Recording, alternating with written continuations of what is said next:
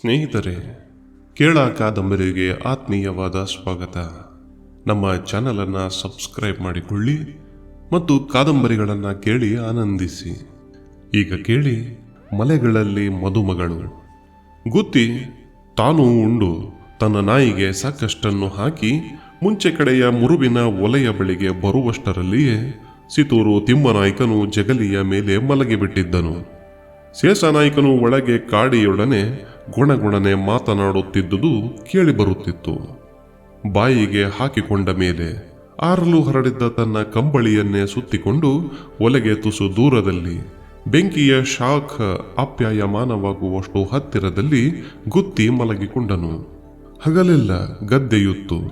ಸಂಜೆಯಲ್ಲಿ ಬೆಟ್ಟ ದಾಟಿ ಬಂದು ದಣದಿದ್ದ ಅವನಿಗೆ ಚೆನ್ನಾಗಿ ನಿದ್ದೆ ಬರಬೇಕಿತ್ತು. ನಿದ್ದೆ ಬರುತ್ತಲೂ ಇತ್ತು. ಆದರೆ ಜಗುಲಿಯ ಮೇಲೆ ಮಲಗಿದ್ದ ತಿಮ್ಮನಾಯ್ಕ ಮಾರಾಯನು ಕೊರೆಯಲು ಪ್ರಾರಂಭಿಸಿದ್ದನು. ಅವನು ಗೊರಕೆ ಹೊಡೆದರೆ ಇವನಿಗೆ ನಿದ್ದೆ ಮಾಡುವುದಕ್ಕೇನಾಗುತ್ತಿತ್ತು ಎನ್ನುವಂತಿರಲಿಲ್ಲ ಆ ಗೊರಕೆ. ಇತರ ಎಲ್ಲದರಲ್ಲಿಯೂ ಇರುವಂತೆ ಗೊರಕೆಯಲ್ಲಿಯೂ ಸಾತ್ವಿಕ, ರಾಜಸ, ತಾಮಸಗಳೆಂಬ 3 ವಿಧಗಳಿವೆಯಲ್ಲವೇ? ತಿಮ್ಮನಾಯ್ಕನ ಗೊರಕೆ ರಭಸದಲ್ಲಿ ರಾಜಸವಾಗಿಯೂ ರಸದಲ್ಲಿ ತಾಮಸವಾಗಿಯೂ ಇದ್ದು ಭೀಕರವಾಗಿತ್ತು. ಶ್ವಾಸೋಚ್ಛ್ವಾಸದ ಗರಗಸದಿಂದ ನಿಶ್ಶಬ್ದತೆಯ ಗೋನಾಳಿಯನ್ನು ಘರಿಲ್ ಘರಿಲ್, ಘೊರ ಘೊರ, ಗೋರ್ ಗೋರ್ ಎಂದು ಮೊದಲಾಗಿ ನಾನಾ ನಾದ ವಿನ್ಯಾಸಗಳಿಂದ ಕೊಯ್ಯುತ್ತಿತ್ತು. ಬಡಗುತ್ತಿಯ ನಿದ್ದೆಯ ಕುತ್ತಿಗೆಯನ್ನೇನು ಕೊಯ್ದೇ ಬಿಟ್ಟಿತು. ಅವನು ಎಷ್ಟು ಪ್ರಯತ್ನಪಟ್ಟರೂ ನಿದ್ದೆ ಮಾಡಲಾಗಲಿಲ್ಲ. ನಿದ್ದೆ ಹಾಳಾದುದಲ್ಲದೆ ಯಾವುದೋ ಒಂದು ತೆರನಾದ ಅರ್ಥವಿಲ್ಲದ ಹೆದರಿಕೆಯೂ ಉಂಟಾಯಿತು. ಎದ್ದು ಕೂತು ಅಯ್ಯ ಅಯ್ಯ ಅಯ್ಯ ಎಂದು ಕರೆದನು. ವ್ಯರ್ಥ. ತಿಮ್ಮನಾಯ್ಕನು ಎಷ್ಟು ತಿಂದು ಕುಡಿದಿದ್ದನೆಂದರೆ ಕೊಡುಗು, ತುಂಡು, ಕಳ್ಳು, ಹೆಂಡ ತುಂಬಿದ ಸರಗೋಲಾಗಿ ಹೋಗಿದ್ದನು. ಇದ್ದಕ್ಕಿದ್ದ ಹಾಗೆ ತಿಮ್ಮನಾಯ್ಕನು ಭಯಂಕರವಾಗಿ ಹುಂಕಾರ ಮಾಡತೊಡಗಿದನು. ಗುತ್ತಿ ದಿಗಿಲು ಬಿದ್ದನು. ನಾಯಿಗಳೆಲ್ಲ ಬೆಚ್ಚು ಬಿದ್ದು ಕೂಗಾಡಿದವು. ದೀಪ ಹಿಡಿದು ಹೊರಗೆ ಓಡಿ ಬಂದ ಶೇಷನಾಯ್ಕನು ಮಾತ್ರ ನಿರುದ್ವಿಗ್ನವಾಗಿ ಹೆದರುಗಣ್ಣಾಗಿದ್ದ ಗುತ್ತಿಗೆ ಏನೂ ಇಲ್ಲ ಕಣ್ರುವ, ಅವನಿಗೆ ಆಗಾಗ್ಗೆ ಹಿಂಗಾಗ್ತದೆ, ಮಲ್ರೋಗ ಎಂದು ನೀರೆರಚುವುದೇ ಮುಂತಾದ ಕಾರ್ಯಗಳಲ್ಲಿ ಆಸಕ್ತನಾದನು. ಸುಮಾರು 1/4 ಗಂಟೆ ಹಿಡಿಯಿತು ತಿಮ್ಮನಾಯ್ಕನು ಸರಿಯಾದ ಸ್ಥಿತಿಗೆ ಬರಬೇಕಾದರೆ. ಹೊಟ್ಟೆಯೊಳಗಿದ್ದ ತುಂಡು, ಕಡಬು, ಹೆಂಡ, ಕಳ್ಳು ಎಲ್ಲ ಒಟ್ಟಿಗೆ ವಾಂತಿಯಾಯಿತು. ಆ ದುರ್ವಾಸನೆ ಹೊಲೆಯನ ಮೂಗಿಗೂ ಹೇಸಿಗೆ ಹುಟ್ಟಿಸುವಂತಿತ್ತು. ಅಂತೂ ಆಮೇಲೆ ತಿಮ್ಮನಾಯ್ಕನು ಸದ್ದು ಮಾಡಲಿಲ್ಲ. ಗುತ್ತಿ ಚೆನ್ನಾಗಿ ನಿದ್ದೆ ಮಾಡಿದನು. ಸುಮಾರು ನಡುರಾತ್ರಿಯ ಹೊತ್ತಿಗೆ 10 ಮೀನು ಕಡೆಯಲು ಹೋಗಿದ್ದ ರಂಗ, ಪುಟ್ಟ, ಹಮೀರ ಮೊದಲಾದವರು ಹಿಂತಿರುಗಿ ಬಂದಾಗಲೂ ಅವನಿಗೆ ಎಚ್ಚರವಾಗಲಿಲ್ಲ.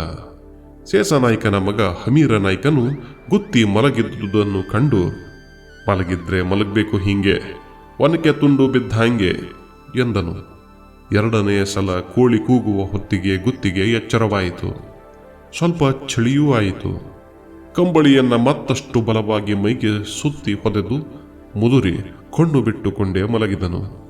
ತುಸು ಹೊತ್ತಿನಲ್ಲಿ ಮನೆಯ ಮುಂದೆ ಬೇಲಿಯ ಸಾಲಿನಲ್ಲಿ ಹಂಡ ಹಕ್ಕಿ ಸಿಳ್ಳು ಹಾಕತೊಡಗಿತು. ಗುತ್ತಿ ಮೇಲೆದ್ದು ಕಂಬಳಿಯನ್ನು ಹೆಗಲ ಮೇಲೆ ಹಾಕಿಕೊಂಡು ಅಂಗಳಕ್ಕಿಳಿದನು. ಬೆಳಗ್ಗೆ ಇನ್ನೂ ನಸುಕು ನಸುಕಾಗಿತ್ತು. ಮನೆಯಲ್ಲಿ ಯಾರೂ ಎದ್ದಿದ್ದಂತೆ ಕಾಣಲಿಲ್ಲ. ತಾನು ಆ ಹೊತ್ತು ಮಾಡಬೇಕಾಗಿದ್ದ ಕೆಲಸವನ್ನೆಲ್ಲ ನೆನೆದು ಗುತ್ತಿ ಬೇಗ ಬೇಗನೆ ಮುಂದುವರೆದನು. ತಡಬೆಯನ್ನು ದಾಟಿ ಮೇಗರವಳ್ಳಿಗೆ ಹೋಗುವ ಕೊರಕಲು ಗಾಡಿದಾರಿಗೆ ಬಂದಾಗ ಹುಲಿಯನ ನೆನಪಾಯಿತು. ಮೆಲ್ಲಗೆ ಸಿಳ್ಳು ಹಾಕಿದನು. ನಾಯಿಗಳೆಲ್ಲವೂ ಹಿಂಡಾಗಿ ನುಗ್ಗಿ ಬಂದವು. ಹೊಲೆಯನ ನಾಯಿ ಹಳೆಪೈಕದವರ ನಾಯಿಗಳೊಡನೆ ಆಗಲೇ ಸ್ನೇಹ ಸಂಬಂಧಗಳನ್ನು ಚೆನ್ನಾಗಿ ಸಂಪಾದಿಸಿತ್ತು. ಬಾಹುಲಿಯ ಎಂದು 1 ಸಾರಿ ಕರೆದು ಗುತ್ತಿ ಮುಂದೆ ಮುಂದೆ ನಡೆಯತೊಡಗಿದನು. ಸುಮಾರು ಅರ್ಧ ಫರ್ಲಾಂಗು ಹೋಗಿ ನೋಡುತ್ತಾನೆ, ಹುಲಿಯನ ಸವಾರಿ ಪತ್ತೆಯಿಲ್ಲ. ಮತ್ತೆ ಗಟ್ಟಿಯಾಗಿ ಸಿಳ್ಳು ಹಾಕಿ ಕರೆದನು.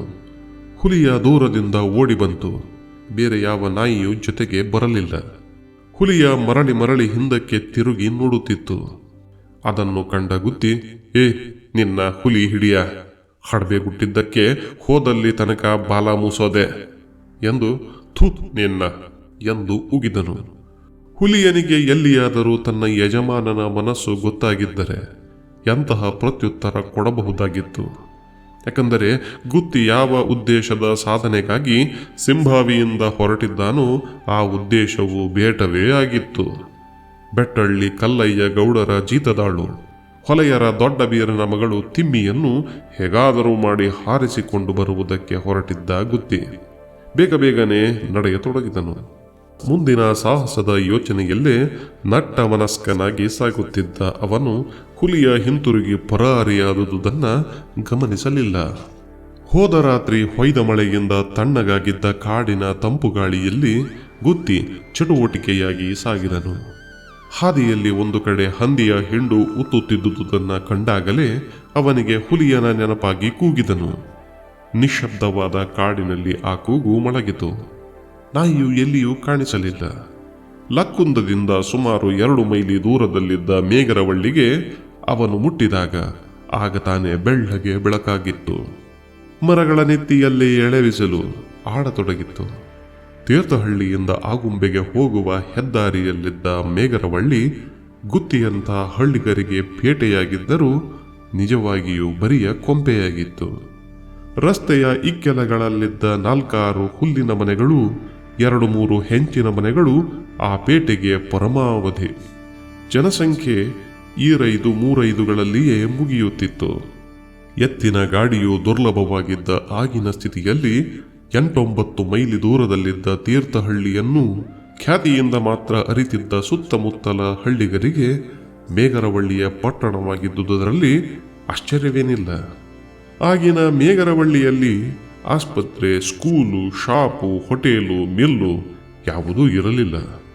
ಆದರೆ ಮಲಯಾಳಿಯ ವೈದ್ಯರಾದ ಕಣ್ಣ ಪಂಡಿತರಿದ್ದರು. ಮಾಪೇಳ್ಳೆಯವರಾಗಿದ್ದ ಕರಿಮೀನು ಸಾಬರ ಅಂಗಡಿ ಇಟ್ಟಿದ್ದರು. ಒಂದು ಕಳ್ಳಿನ ಅಂಗಡಿಯೂ ಇದ್ದು ಆಟ ಊಟ ಕೂಟಗಳಿಗೆ ಒಂದು ತೆರನಾದ ಕ್ಲಬ್ಬೂ ಆಗಿತ್ತು. ಸೆಟ್ಟಿಗಿತ್ತಿ ಅಂತಕ್ಕನ ಮನೆ ತಕ್ಕ ಮಟ್ಟಿಗೆ ಹೋಟೇಲು ಆಗಿತ್ತು.